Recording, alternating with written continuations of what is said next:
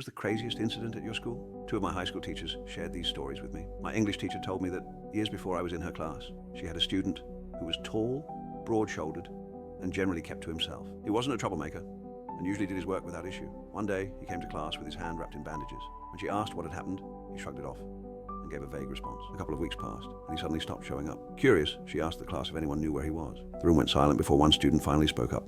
He got arrested. He assaulted a girl and is being sent away. My science teacher, Mr. J, told me about another bizarre situation. There was a girl in his class who was bright, hardworking, and well-mannered. Then over the span of a few weeks, her grades started slipping, and she became distant. Eventually, she lashed out at another student in the middle of class.